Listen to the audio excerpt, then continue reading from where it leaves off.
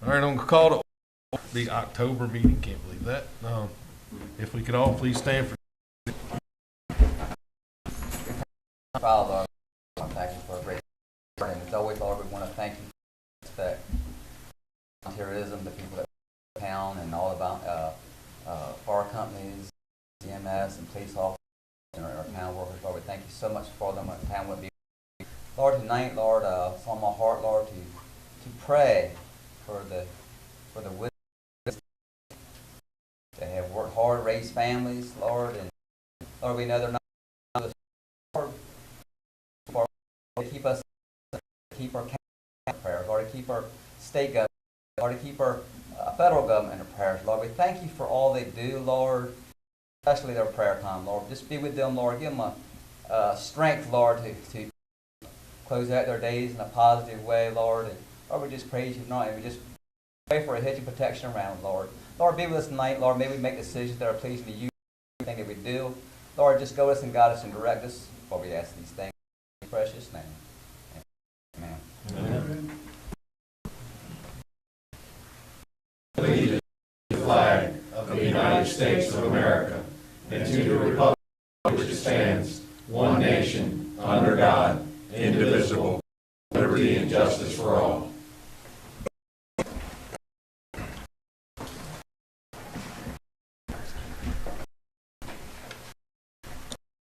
All righty. Good to see you all this evening. We'll start off with a comment. Mr. Freeze. Thank you, Council, supporters. I'm here tonight to ask your support for a person you have heard about or read about in the paper. You've heard about him in the news. Young Lieutenant Colonel in the United States Marines. It's a Lieutenant Stuart Scheller, who, in behalf of this country, as a real patriot, tried and true through and through. And yet, he's a brig held incognito when we have a four-star general who is head of the Joint Chiefs of Staff, who has had conversations with our major enemy on the previous president. We are crucifying Lieutenant Colonel, who, as far as I'm concerned, is a hero. He spoke the truth. And it's true that he made a few of the senior officers above him mad. They're trying to crucify him. He's been in there for 17 years. I think we're all familiar with him. I would ask you to please, as a town, publicly support this Lieutenant Colonel in the Marines and not allow the government to crucify him.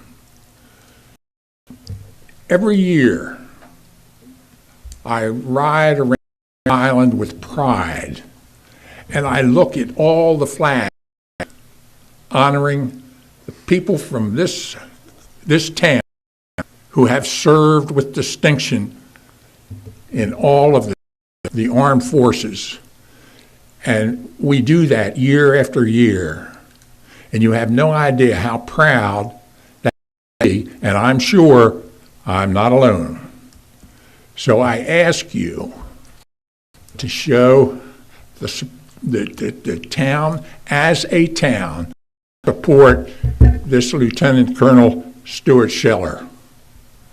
Thank you very much, and if you have any questions, I'll answer them as best I can.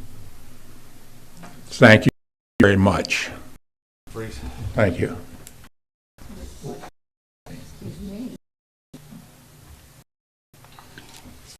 Julie.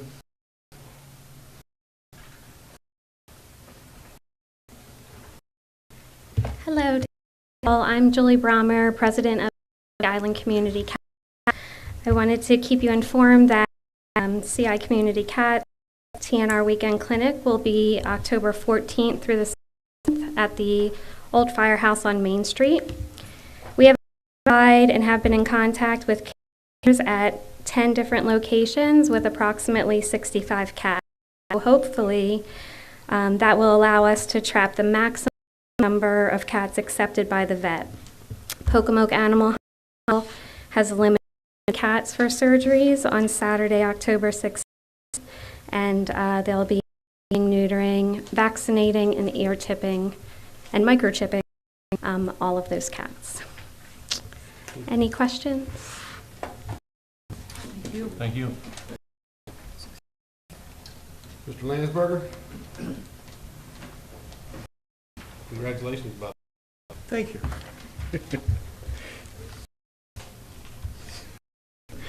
My name is David, 5475 Warren.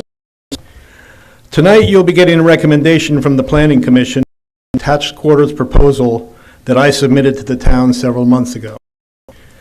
As the council has the right to accept or reject that recommendation and to vote accordingly, I strongly recommend that you reject the recommendation from the Planning Commission, send the detached quarters suggested ordinance back to the Planning Committee for their consideration or pass as was suggested. Some of my reasons follows. You have all read and looked at the suggestions. This addresses a problem that exists here in the town. Simply ignoring the problem, dealing with it, does not make it go away. Kicking the can down the road is never. I'll be happy to discuss this further with anyone needing more information. The reasons given at the meeting and in private deliberations between outside of the planning or meeting are more relevant. Some of the reasons that were given were, 1, I don't want this in my neighborhood. That was a comment made in the meeting by a committee member indicating a bias to consideration. 2, Mr. Landsberger has resources others in the town do not have. That comment is irrelevant to the efficacy of the proposal. 3, enforcement of family occupancy would be hard. Enforcement difficulty is not a valid reason to not enact the legislation. And 4, the special use permit solves the problem.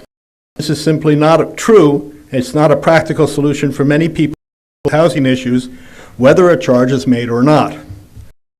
Further, I feel that the discussion of this topic has brought to light several discriminatory zoning rules. The fact that the R1 zone is limited to 4 subdivisions here on the island is not based on any logic that anyone has been able to explain to me. Of HOA rules, which of course take precedence, there is no reasonable distinction, for example, between Smuggler's Cove and Oyster Bay as an example. But Smuggler's Cove is an R1 and Oyster Bay is not. This has not been explained to me by anyone. Finally, I am informing the council that I am not giving up on this issue and to pursue it to the fullest extent that I can. To that end, I intend to get a permit to attach my 2 buildings in my detached quarter into a attached corner. This is legal and can be done, but the construction of it and the publicity I intend to pursue will demonstrate the wastefulness of the current zoning and the reason why it should be dealt with now instead of being swept under the rug. The ability of someone to build a duplex on their property, then in an R1, but not build a detached residence on the same property is simply arbitrary and illogical. I intend to publicize this. 2, pursue a legal opinion as to whether or not the current policy allows me the full use of my property, which would be the basis for legal action. Given all these facts, I strongly recommend that the council either approves the suggested ordinance, was well-written and is pretty complete, or at the very least send it back to the Planning Committee for further consideration. Thank you.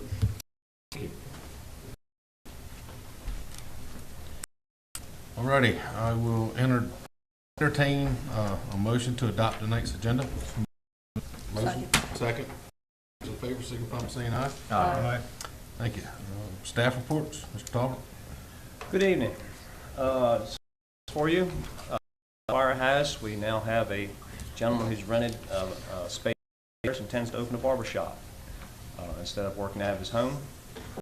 Don't know when that space will be open, but they signed the lease, provided the proper insurance, and is currently working on setting the place up. He is and the old lounge bar area in the upstairs. We have fixed access there, and we've determined that there is enough sewage there for what he wants to do. Moving on to VDOT, some good news with VDOT. We requested several things from VDOT earlier in the summer. One of them was some signs, some additional signage to be put on the causeway. Those signs, if you haven't noticed yet, have been installed. They include maintain a safe speed, no passing zone, and there's signs that say emergency pull off the head. There's some pictures in the report for you. They were approved and installed within a few weeks. Also, we have been told that edgeline rumble strips are not approved. Edgeline reflectors are not approved anymore and will probably not be approved for this roadway as a result. However, centerline rumble strips, even though they weren't originally slated to go on the causeway, have been approved as an exception to their long-standing rule and will be installed here hopefully shortly. I do not have a schedule yet on when that will be, but we're hoping that they do that without delay. So we're looking at, in the no passing zones anyhow, having centerline rumble strips, which I think everyone would agree would be a great safety enhancement. Trolley, you all know, we've said several meetings ago that our trolley director, Mr. Larry Welsh, is retiring. His last day was the day after, or will be the day after the Oyster Festival. We have advertised for his position. We have not received any applications yet for a trolley director. We're hoping we get some good applications here in the next few weeks. Harbor, we have ordered the new fuel system that we've discussed. The new fuel system will be much more reliable. It uses cell phone signal instead of the somewhat less reliable Wi-Fi that we have at the harbor. We're looking forward to that being more reliable, and it also supposedly in the first quarter of the next calendar year they will be producing a chip reader for the pumps for this service, which we hope to install, and that's a no-cost improvement to the pumps. BZA, the council approved to recommend Mr. Eddie Moran fill Mr. Chuck Ward's spot on the BZA. Mr. Moran was approved by Judge Lewis, and we took him down a few weeks ago and had him sworn in at the clerk's office, and he's all ready to go. And you'll be hearing some updates to Brianna's Park from Harvey tonight. One thing that happened while last week didn't make it was that the mason started laying block for the restrooms there. So we're looking forward to that getting going here. We've already got trusses on site, I believe, for that. So things are moving along, and we're hoping to get the official grand opening in November. Financial report. Just a few anomalies to report to you. The high percentages of expense and revenue for the harbor are directly related to the additional fuel sales that we've had down there that we didn't expect this late in the season. We are still selling a good amount of fuel down there, which runs our cost and our revenues up. And it also reflects the fact that we've ordered the new fuel system service that we've talked about. Other than that, if you look over last year, our revenues are up over last year, and our expenses are a little down over last year. So not a bad spot to be in. Looking at meals and transient occupancy tax, again, we're setting records here. Of course, transient occupancy tax was increased by 1% starting in January of this year, so we would expect that to be higher, but even after you make that correction, we're still 7% over last year's numbers, which is a great number. And the number I really like, if you look down at the bottom, all the way to the bottom right-hand figure under transient occupancy, you'll see that we've already collected just over 90% of our budgeted figure for transient occupancy, our budgeted revenues, which means either we're having a really great year or we really undershot on our revenue projections for transient occupancy. Maybe a little of both. But in the event, we're looking very good there. Building and zoning, Mark still reports very busy. 46 building permits in the month of August. In the month of September. And you'll see a picture there of the Iron Pony obstacle course, rope course. I'm not sure what they prefer to call it. Looking forward to maybe trying that out one day when I'm feeling good. And I understand that we're not too far here from being open, so something to look forward to, another attraction. Total value of the building cost of construction for the permits for the month of September was just about $1 million, so still going strong in the building department. And with that, I'll entertain any questions you may have. Yeah, I also heard Mark was supposed to be the first one to go across that. He already has. Oh, he's already has, there you go. So Mark that's- has already he's done a little he's bit of already it, done. yes. And like I said, we need to keep Mark in his prayers, like you said. He's very close to his dad, and that's hardcore. Any questions for Mike? Thanks, sir. Chief? Yes, sir. Thank you all. Just a couple of updates to get started. Actually, we had 6 arrests on 10 charges. That was in 5 and 7. That was in the report. And also, we had 54 total summons for traffic offenses for the last month. We held our annual poker run for the kids on September 11th of this year, and I think we were very successful. We grossed just over $20,000 total, which, you know, can't thank everybody in the town, all the, you know, the businesses and carvers and artists that donate to us. You know, they really come out. They're great. Everybody had a good, we were able to have the band and the street party again, and that went over real well. Everything was great, but I want to thank everybody that chipped in. Even Public Works, they helped us out a lot too. Picnic tables and stuff down there and all. Our school resource officer, John Carmody, attended CIT training. That's critical incident training.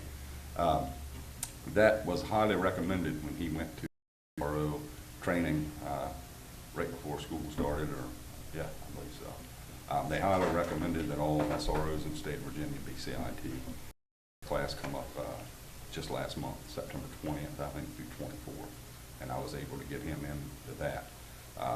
My plan is to have all the officers. I've got one officer left that I tried to get him in, but the class is already full. They fill up quick because it is a very good class for law enforcement, for fire and EMS to take. So myself and Captain Greenlee attended the FBI Academy Symposium in Newport News last week. That's a yearly symposium that they put on. 2 years, I believe, due to COVID, it's been canceled. So we went to that, and various topics were discussed. Employee retention, you know, nowadays, which is a big thing. And then they give a presentation on the active shooter in Virginia back in 2019. That was very good. Corporal Butler and PFC Jim and Annie also attended virtual here, but they attended a trauma and law enforcement conference, and they both said a very good conference for them, you know, helping to deal with, you know, we all come up on each and every day. I attended the Eastern Shore, Virginia 911 Commission meeting at the request of 911 Director Jeff Flournoy. He invited myself and both sheriffs to this meeting.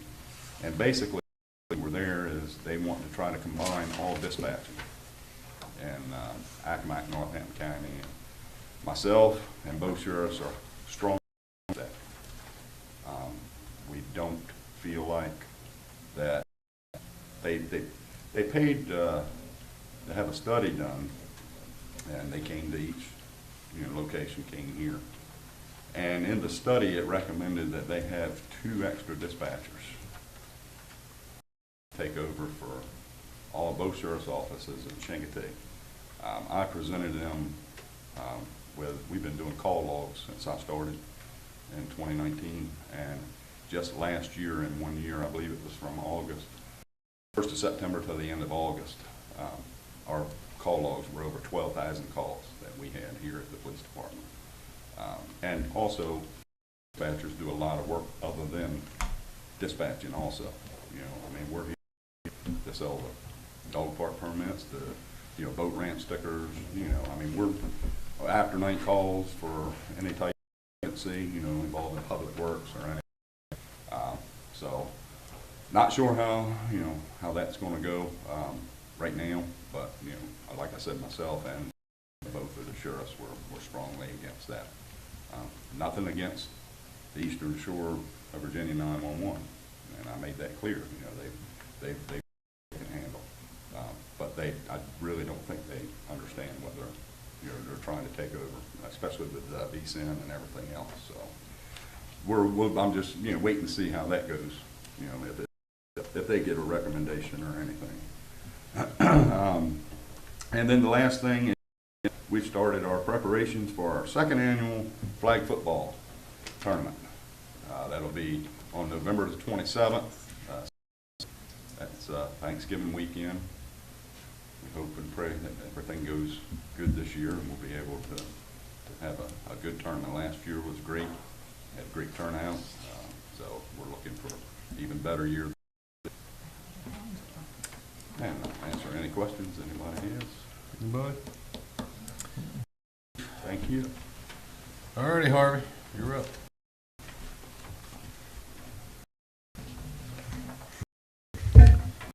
Mayor. Sir, Yes, ma'am. I have a complaint to put on the board. Did I miss my turn entirely? We can do that. I mean, usually if you get here before the meeting and sign up, we have a sign-up sheet, but we'll let Harvey stand aside for a second. And I will yield the floor to this young lady. Thank you, Harvey. Go ahead, ma'am. You can stay seated. You don't have to. Just state your name, address. It's Mary Drew. Yeah. Right above there. So I think she should be able to pick. Be able to hear you right where you sit, ma'am. I live in Bay Court. And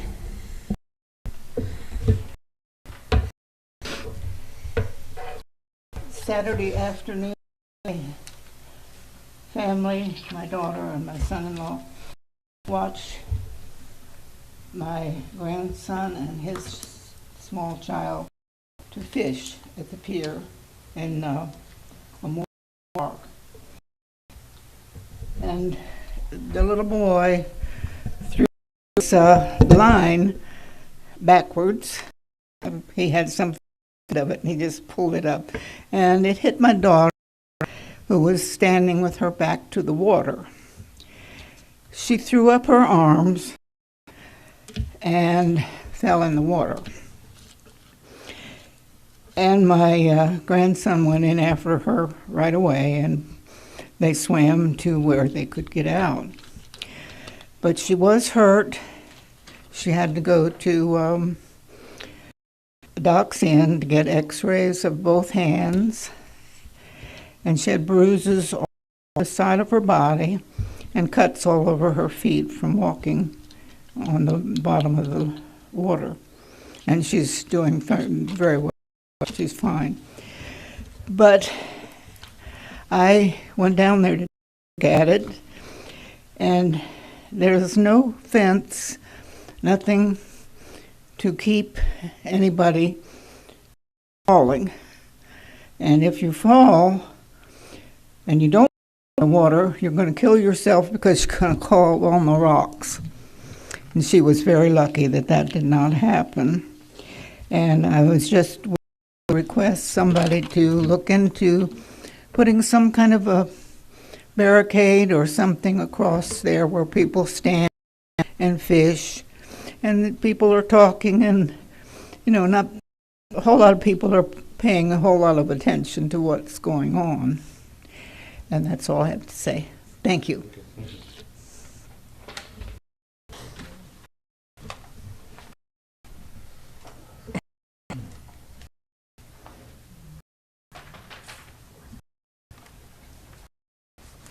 Mr. Barron, in the midst of juggling a lot of balls associated with operating the water system, maintaining all the parks, maintaining the roads. As Mr. Talbot mentioned, we've made significant progress at Brianna's Kindness Park.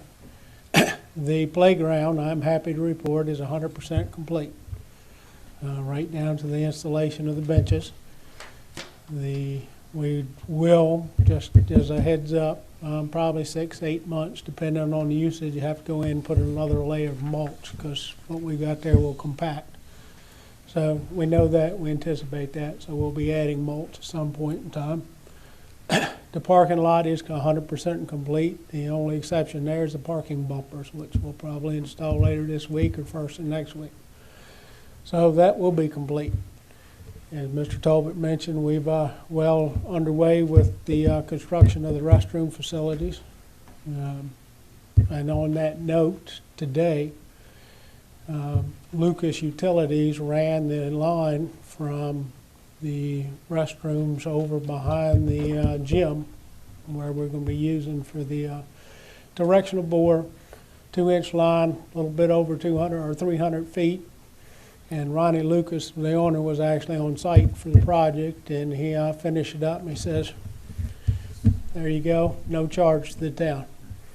I want to contribute to the playground. So Nice. I'd like to publicly thank Ronnie for his contribution.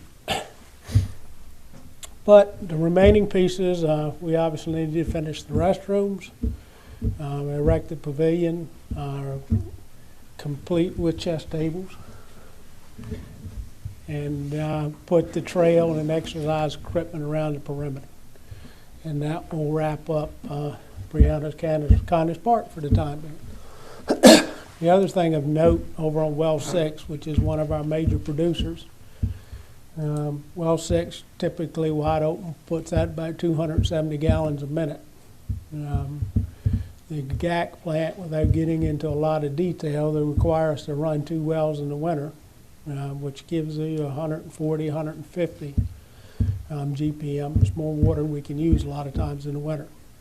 So we installed what's called a VFD, a variable frequency drive, that'll let us turn down that well significantly, accommodate all the needs for the GAC, and in the meantime, save us a whole lot of money on electricity, because they are a tremendous energy saver.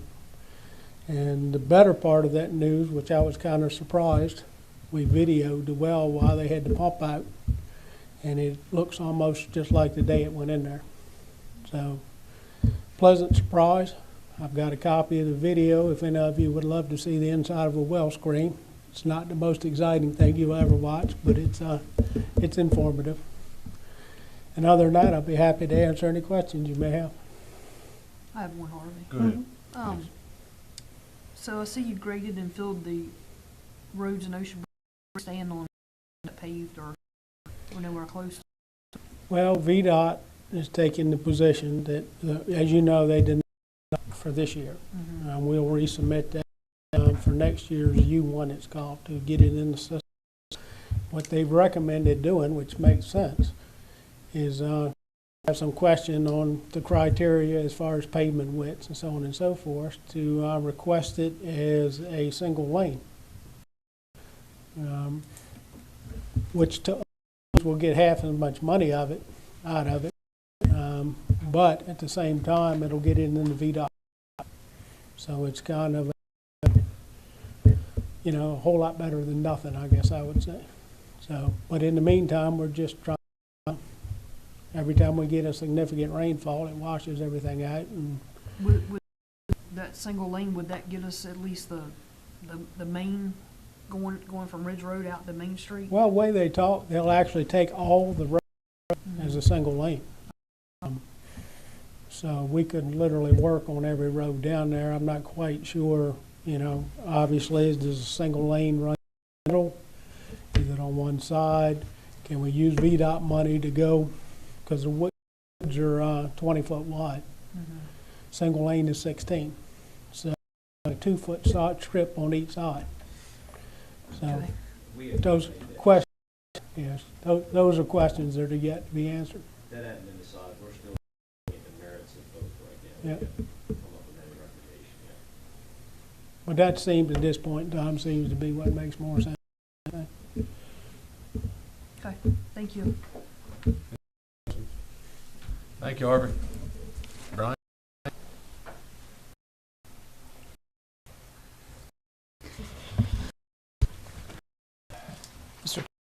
Putting on my presentation, but I'll go ahead and get it this evening.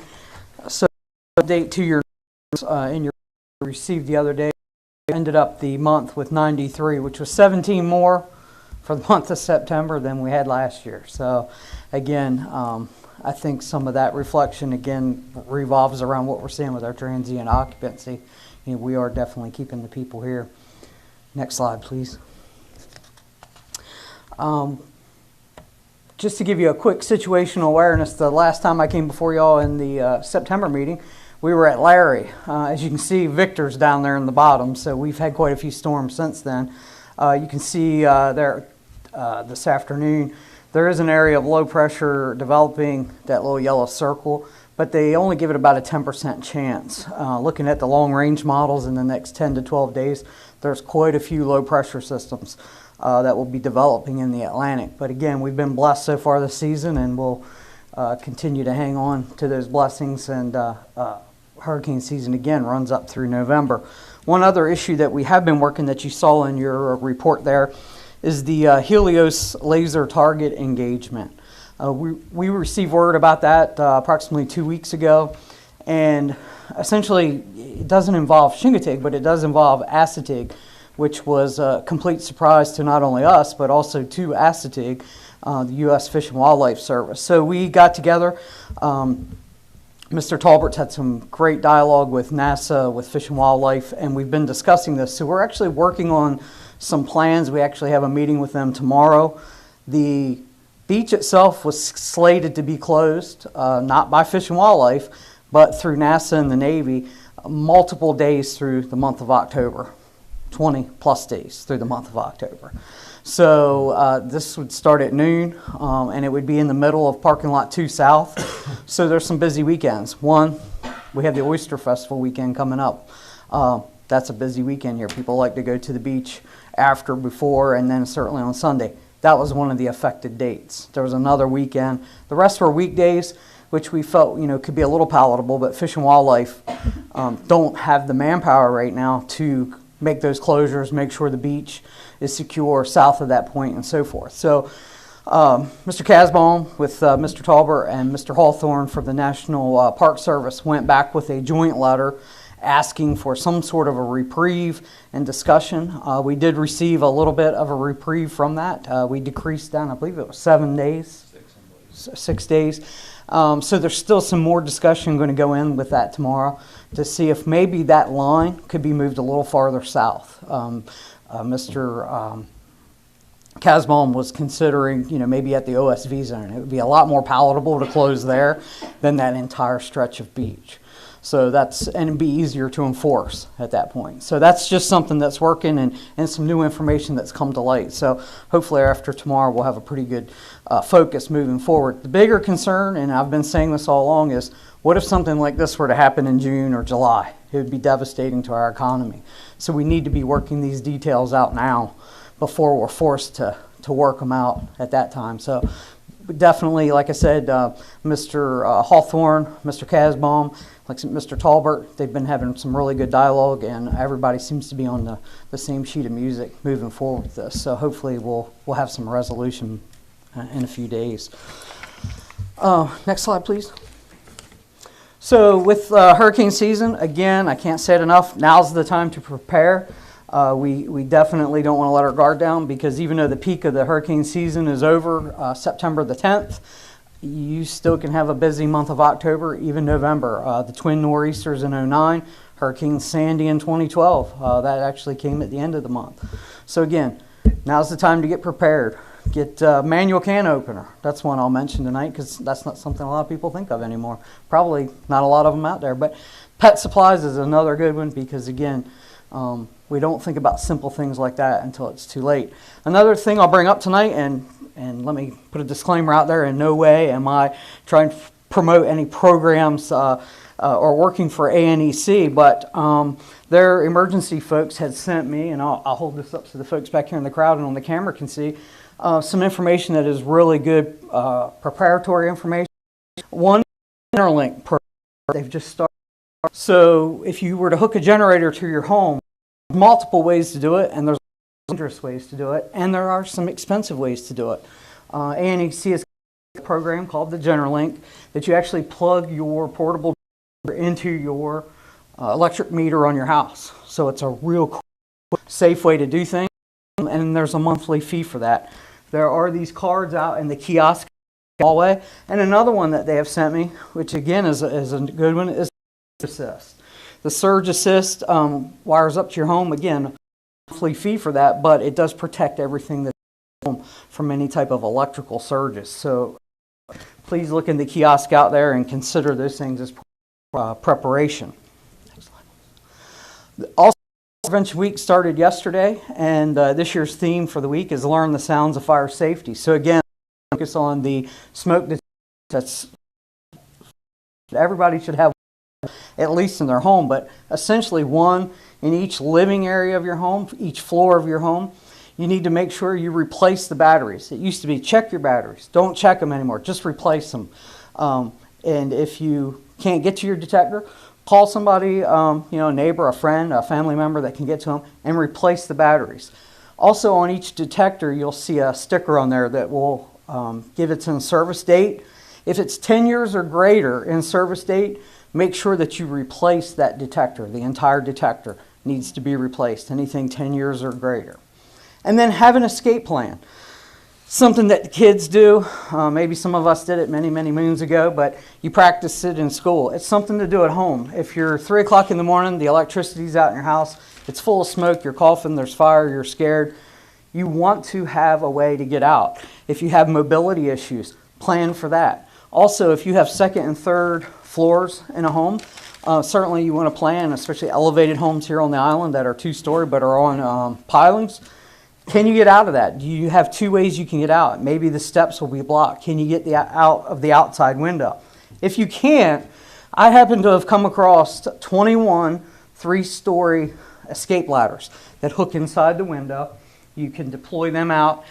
Yourself, a child can climb out of the window and then get down to the ground.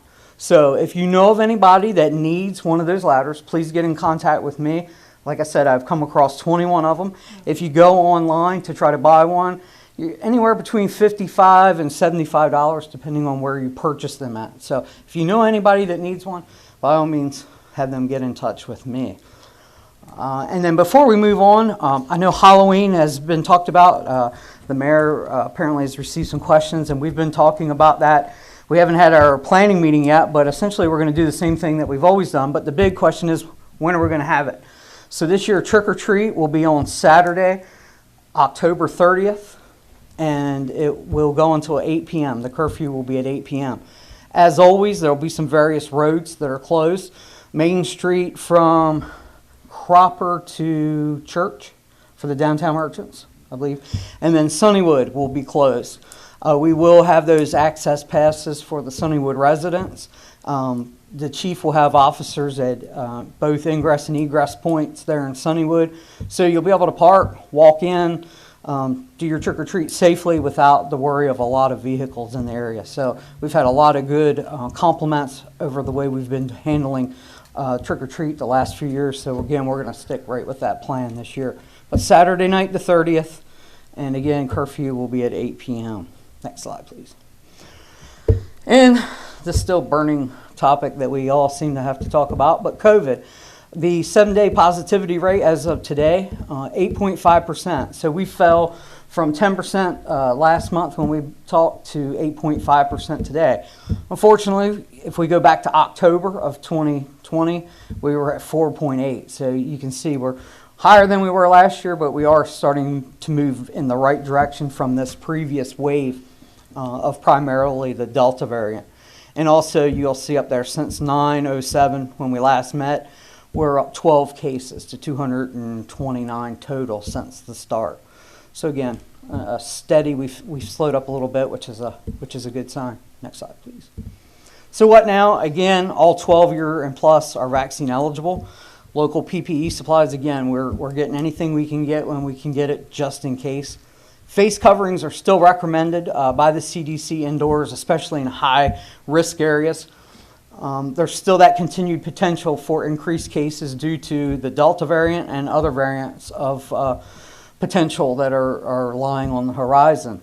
The booster has now been the big question. Of course, Pfizer's been approved at this time to start shots, and they have started them locally. Anybody that has had their shot on or before March 30th is now eligible for a Pfizer booster. And then let me rephrase that, not everybody, but those that are in the high risk, above 65 years old, healthcare, long-term care facilities, and first responders are going to be eligible for that booster shot, and they are giving them at this time. So just to let you know that. Next slide, please. So in summary, EMS is still staying pretty busy. We want to make sure we all practice fire prevention. It's no better time to practice than now when things are good than have to try to figure out what to do when we have an emergency, as well as get prepared for hurricane season and or potential flooding events, because we all know nor'easters sometimes are more damaging to us than hurricanes. And again, that season goes through the 30th of November. Continued increased cases are potential because of the variants. Check with your healthcare provider to see if they have the booster available and if you're eligible. And I can't say it enough, the 3 W's. Wash your hands, wear a mask when you get in those tight spots, and watch your distance. Any questions? Yeah. The Helios laser target Mhm. engagement, I'm going to assume that's a thing with the yes or no? So that's something that they're doing new, so it's a testing of that. Our understanding is certainly that down the road that's something that they're looking at dips and things like that. So again, it's a testing phase. So first we're dealing with it here. First time we're dealing with it here, yes ma'am. All right, thank you. Mm-hmm. Anybody have anything else for Brian? Thank you. Alrighty, moving on to committee reports. Stuff is the Harbor Committee. Everybody's got it in the packet what we went over, but I'll just give you the highlights. Harbor Master told us that we're going to have the kids fishing, which is always a very, very popular event down at the harbor. That's going to be October 16th.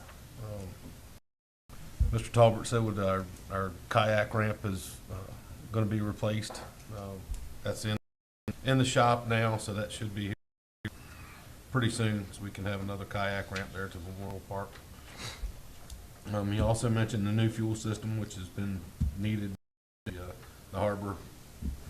We've been knocking it out of the park as far as fuel system. It makes sense to get a new fuel system. But in the committee, we also talked about replacing the last wooden pier. If you go down there, there's 2 wooden piers. One of them is due this year. As soon as the floating pier will be up here. That's supposed to be November. Probably be this spring before it gets up, I'm thinking. So we're going to apply for a grant to replace that last wooden pier. There's a lot of beneficial things along with those floating piers. One being the accessibility of the boats. Doesn't matter what tide you're in, it all stays the same. Tying up is real much easier on the floating dock, so it just makes sense to take the old fixed piers down and replace them with those floating piers. Then we are also looking at replacing the Memorial Park, but I think we're going to do that in-house, not try to get money from the state for that. That ramp was put in a long time ago when the boats were 16 to 18 feet and tilt trailers. So it was a lot easier to launch a boat back then. These days, boats are a little bit bigger and a little bit more hard to bring on the trailer. So we're going to look at replacing that with a ramp that's a lot easier. Other than that, there wasn't much else going on. Anybody have any questions about the harbor? What's going on down there? You may have noticed, or you may have gotten some comments that there's a lot of heavy equipment down there, and they're making it bigger so the Coast Guard can dredge their dock and put the spoil in the spoil site. That's what all that heavy equipment is doing down there. Anybody have questions? Mr. Bott for budget and personnel. The meeting are in the packet. I'm going to defer because I believe we're Coming up. handling it as agenda items later in the meeting. Yep, we certainly are. All right, Mr. Talbert needs to introduce our new meeting system, I would guess. Yes, sir.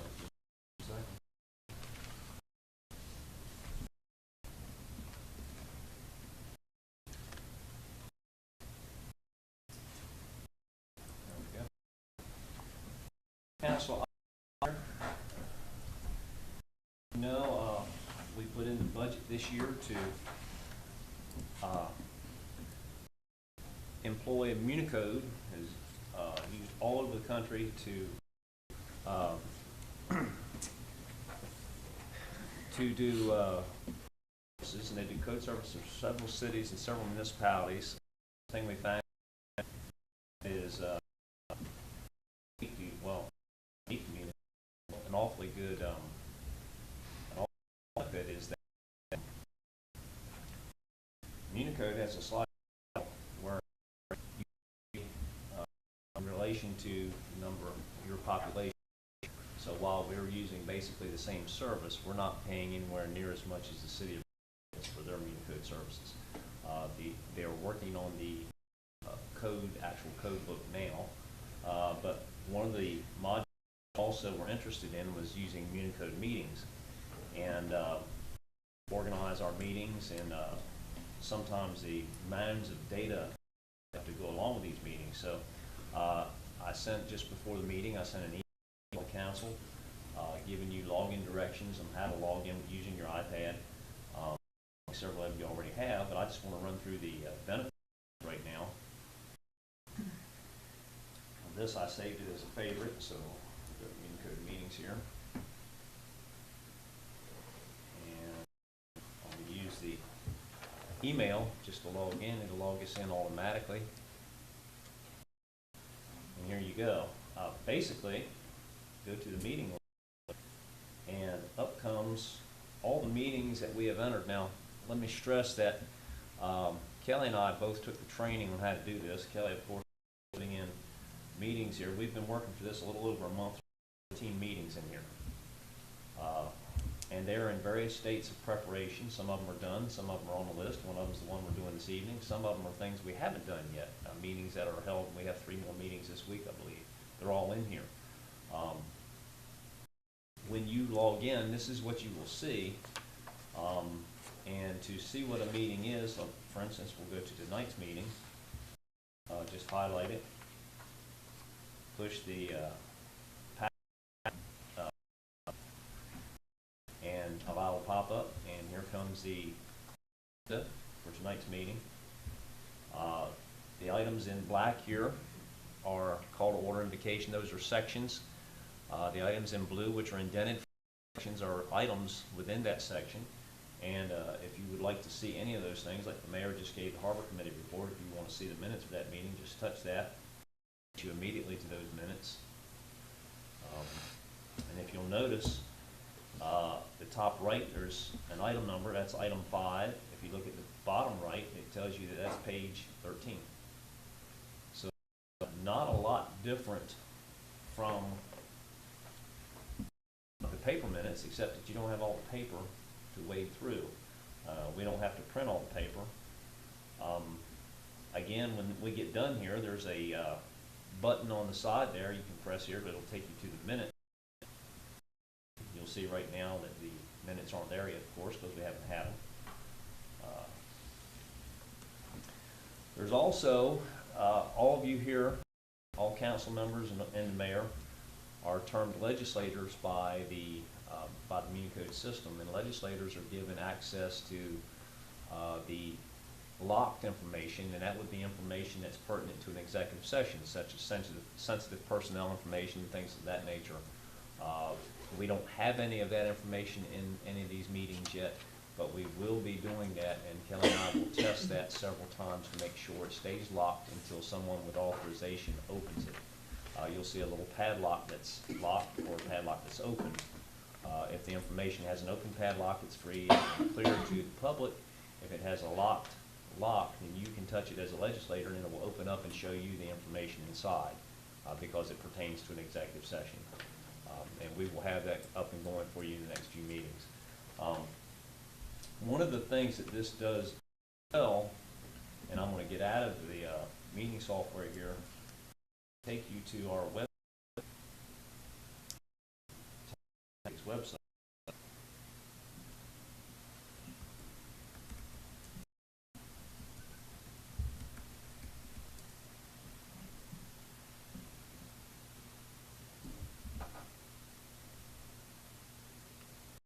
Up there it is, website. If you go down to this meetings and minutes and touch that, you'll see a list come up. This is every meeting that we had and that is planned. And you'll see several columns there. We'll give you an instance. For instance, here there's a Budget and Personnel Committee meeting. Back up. There's a Cemetery Committee meeting later this week. If you touch the packet under agenda, up will come the agenda sheet. If you go to the packet, it'll bring up everything that goes on with that agenda sheet. Choosing another meeting, let's take the last council workshop. There's the agenda sheet. There's the packet with all the data. Let me back up a second here. Oh, we had none for that. We'll go to the Planning Commission. Here was all the data that went with the Planning Commission. And then we can go to minutes, touch the minutes up, come to that meeting. And if you really want to get into it, you can touch the little film reel over at the edge, and it takes you right to the YouTube video of that meeting. Loads it up for you. So anything that you want to know about that we have had or are planning is located on our website in that one chart. It's easy to access for the public as well as yourselves. That came with, all we had to do was coordinate that with our webmaster, and that came with this section. I think it's a very, it's something akin to what the county has, but actually I've used the county's. I like ours a little better. Maybe I'm just more used to it. But it's very handy for the public. Anything you wanted to know about any of these meetings is located in a very simple page on our website. One of the things that they give you, and we'll go back to here. You can see there are 14 meetings here. You will be able to look up meetings that we had possibly last year this time and pull up the minutes from those meetings. And they'll all be archived in here. You can take a look at them. There should be at your fingertips.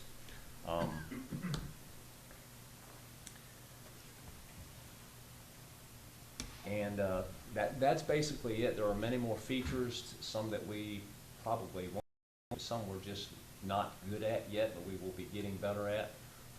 We'll keep you up to date as we go, and as Municode brings our code online, we'll also have a demonstration of that.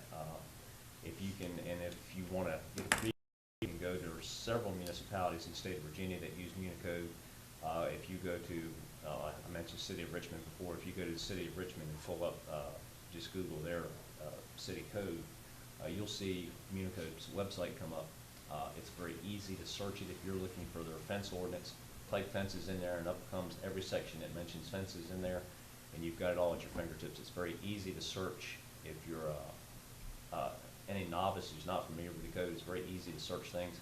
I've already done that for the ordinance committee, looking up subjects, and that's how I really got a good taste of Municode and got interested in it. But right now, we're very excited about this. We hope that you all will use it.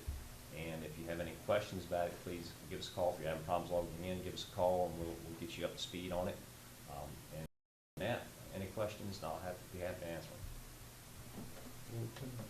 them. Thank you, Mike. Yes. All right. Not to put you back on the hot seat again, but Chris, you're. All right. One of the issues discussed in the budget and personnel was the transit oxy tax resolution. Ground quickly, 2019 approved a 1% increase in the transient oxy tax. Town staff was seeking some direction on the usage of that increase. In order to accommodate that, we drafted a resolution which committed to give some guidance as to what that 1% going forward. Basically, 1% is made available to the safety committee, and they use it to make recommendations for the welfare of the public, citizens, and visitors. And then their recommendations go on to the Budget and Personnel Committee and then that goes from there back to full council, any recommendations that are made stemming from that committee. So at this time, we're looking for approval of the resolution for the transient oxy tax. I'll entertain a motion. I'll make the motion to that effect. Is there a second? I'll second it. Motion second. Questions? Yep, got a Please. question. I just want to go on record, and if you've read the budget and personnel minutes, nothing against Harvey, Public Works or anything like that, but I just wasn't real happy about having Public included in this. So I just want it on record that I was not happy about that part. But other than that, the resolution looks good. Mr. Mayor, can I Thank- say something? Yes, ma'am. I again felt like Denise did, but since then, I have been enlightened on it. Public safety, it's like if you need snow removal, if you need trees cut from a storm, that's all in with the Public Works. Am I right, Mr. Mayor? Yes, ma'am. So, you know, I mean, I think back on Sandy, when we had to get all the trees and out of people's houses, out of their yards. Remember that, Denise? I do. So, I think what you were thinking about was like using the money for sidewalks and roads. I believe this is what it's for. This is for if you need an emergency crew, that these are monies that they could use to help fund that. Is this correct? Yes, ma'am. I'm on board with that. I Yeah. get that. Yeah. You know, I don't want to see this coming into, do a sidewalk or road or No. anything like that. And No. and that's where I had the issue with it. And I know you did, and I did too, because that was not what it was for.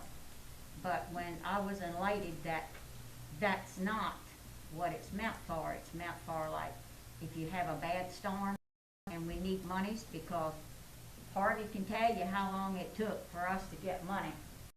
And I think they still owe us thousands of dollars that was never paid, that it came out of our budget. So that's what this would be used for also, if it was emergency. Anything else, Ms. Ellen? I think that'll do it. All righty, thank y'all. Further comment? All right, we have a motion, and it's been properly seconded. All those in favor of the resolution, say aye. Aye. Any nays? Thank y'all, the resolution passes. Moving on to agenda item. Mr. Mayor, Wait, if I sorry. may, we neglected the minutes.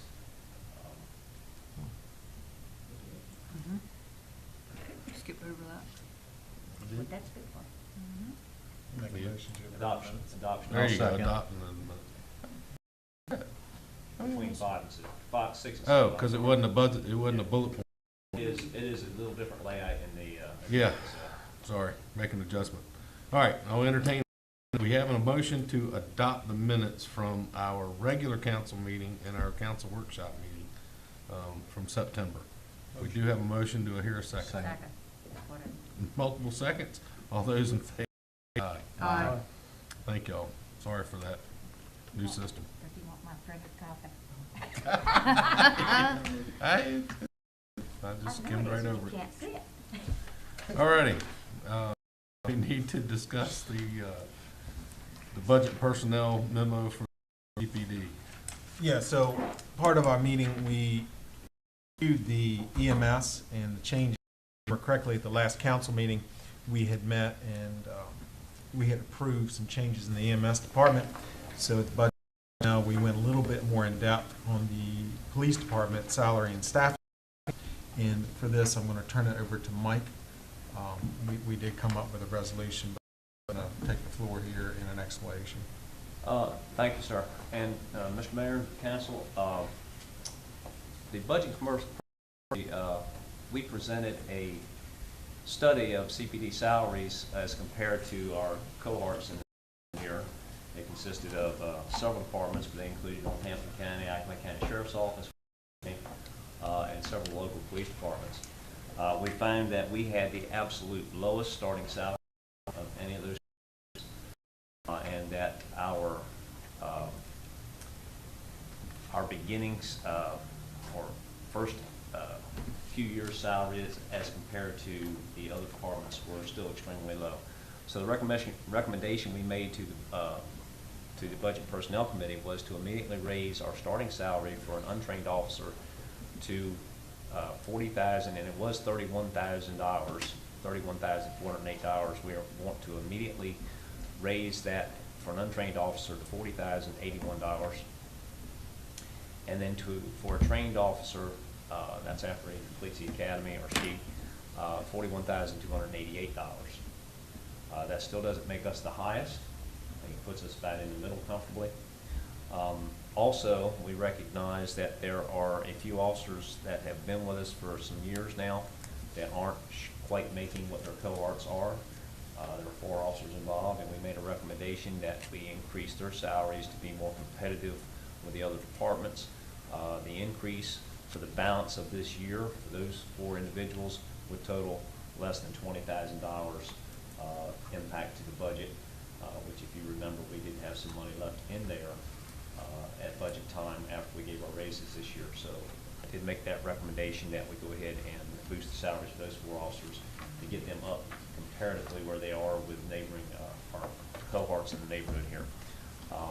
The Budget and Personnel Committee did approve that recommendation, so we are bringing it to the full council. So I make the motion that we accept staff recommendation as far as the raises in the 2 different areas within the police department. Second. Motion and second. Is there any discussion? Hearing none, I'll take a vote. All those in favor, say aye. Aye. Thank y'all. All right, moving on. Get this right this time. After that, we consider the Planning Commission recommendations again, Mr. Talbert. Yes, sir. Give me one there.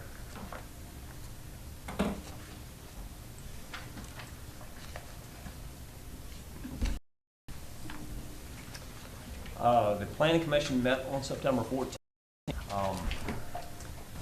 The Planning Commission heard a proposal put forth by Mr. David Landsberger to allow detached quarters in all 4 residential zones of the town.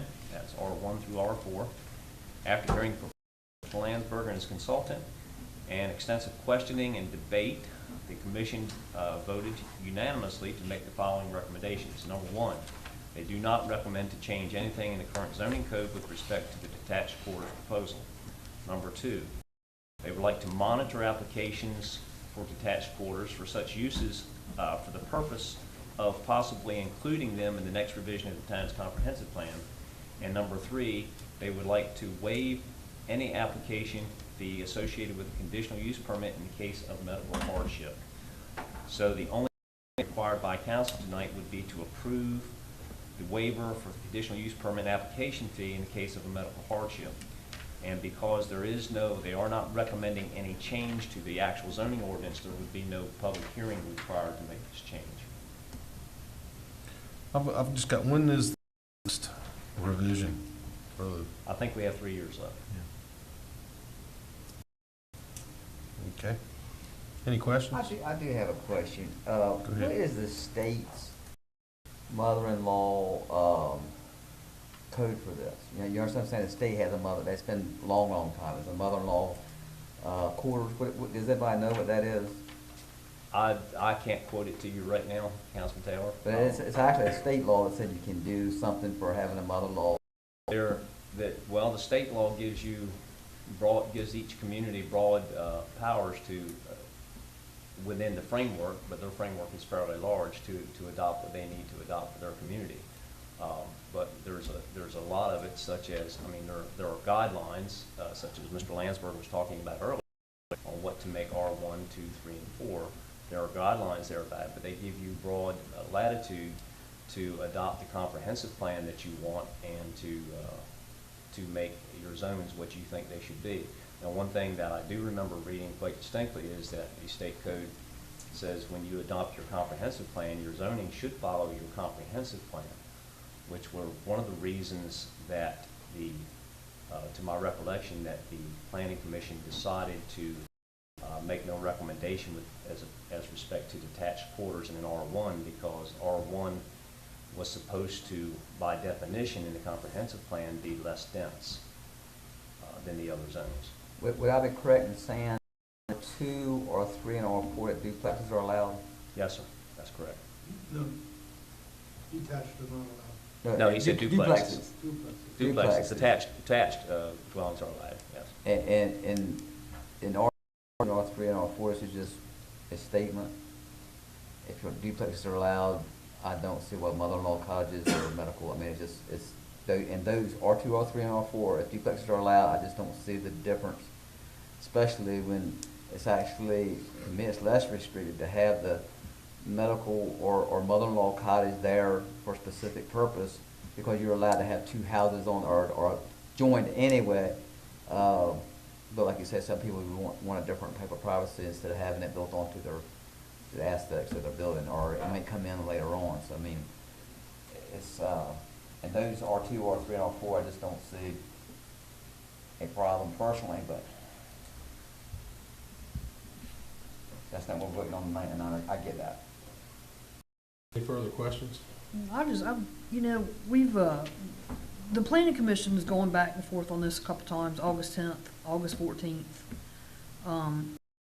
Wholeheartedly believe that they have read over it, debated it, going back and forth with it. It's not in our comprehensive plan as it stands right now. And I make a motion that we take the recommendation of the planning commission in this memo right here for the detached quarters review. I'll second. Motion and a second to waive the fee, conditional use permit for a medical hardship. All those in favor signify by saying aye. Aye. Thank y'all. All righty. I move that the council, well, let me back up. We're going to have council comments before we do that, because in here backwards. We'll start to Savage.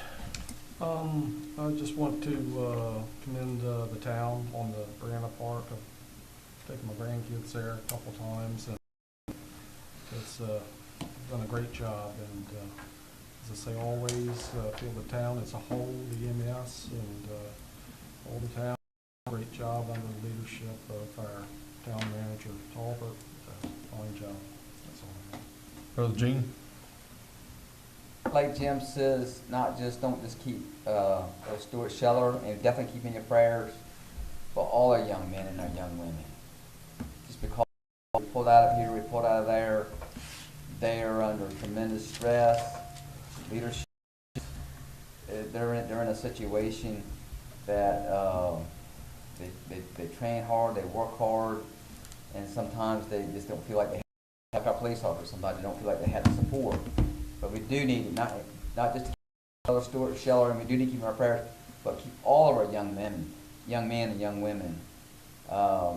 Pray for them every night and for their safety, and just a hedge of protection around them. And their mental as much as anything. Like that man's in a situation that, and he's been in the service for a long, long time, and just pray for their mental. It's like our police officers, you know what I'm saying, when they come up on stuff. We don't have the nightmares because we haven't lived through it. You take our, like Brother Ollie, the people that's been to Vietnam, we don't have those nightmares of those scenarios because we haven't been through it. nightmares what to come up on in the police department. I mean, even in our town, unless you walk those, you don't know what's in the town of Chincoteague. You don't. They don't come out here and broadcast what's that. But unless you walk those shoes, you don't know what daily walk is. Definitely keep them in your prayers. Thank you. Brother Billy? Just number one, condolences to Mark Bowden and his family and loss of his dad. And then second, I just want to say good luck to the chamber this weekend. Hopefully they have a successful orchestra festival. They haven't been able to have one in a while, so that's Right. it. All right, thank you. Vice Mayor Pott? I'd like to thank Mr. Freeze for coming before us. I've been following that as well, and everyone that maybe hasn't followed it needs to get involved and take a good look at it. It's kind of criminal what's going on there, and you figure that's only about 3 hours away from us, and it's a whole different world up there where they're doing all this mess. So I encourage everyone to get involved with that. Thank you. All right, thank you, Mr. Denise. Yeah, a couple things. I too have followed, not probably as extensively as you have, and it's just feels like it's just bad times, and things are happening that I never ever thought I'd see in this country going on. So definitely, we all need, like Chris said, we all need to keep our eye on that, because if it can happen there, it's going to keep happening down the line probably.